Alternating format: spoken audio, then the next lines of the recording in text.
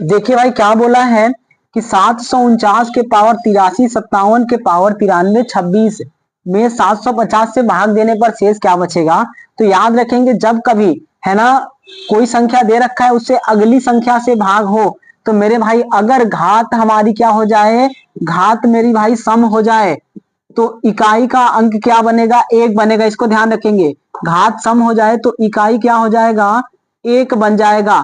और अगर घात विषम हो जाए तो मेरे भाई वही संख्या बचेगा, इस बात को ध्यान रखिएगा।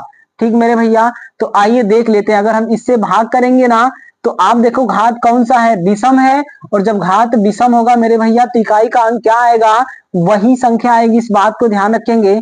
यानी आंसर क्या हो जाएगा, तो मेरे भाई 749 हो जाएगा। अब देखिए करना कैसे है, तो 749 में अगर हम भाग करेंगे 750 से तो मेरे भैया माइनस का एक शेष आएगा और माइनस के पावर कितना हो जाएगा, 8, 3, 5, 7, उसके पावर 9, 3, 2, 6। तो आप जानते हैं माइनस एक के पावर, अगर आपका विषम घातांक है, विषम है तो वैल्यू माइनस का आता है, माइनस एक आएगा।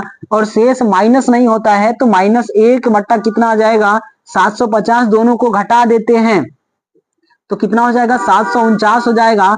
इतना ध्यान रखिएगा कि जब कभी अगली संख्या से भाग करें और आपका घात क्या हो, विषम हो, तो इकाई का अंक यानी आपका क्या हो जाएगा, शेषफल वही आएगा जो आपका दे रखा है, यानी जिसमें भाग करना है। तो मेरे भाई ऑप्शन क्या हो जाएगा, सी वाला हो जाएगा। और जब कभी आपका सम का घात लगा हो और अगली संख्या से भाग हो, देखो 243 है ना, 244 से भाग हो रहा है, तो आपका शेषफल क्या बचेगा मेरे भाई, तो हमेशा और हमेशा एक बचेगा। क्योंकि आप जानते हो माइनस एक के पावर अगर सम का घात है तो वैल्यू क्या आती है, एक आती है। इतना ध्यान रखिएगा। ठीक मेरे भाई, वीडियो पसंद आए तो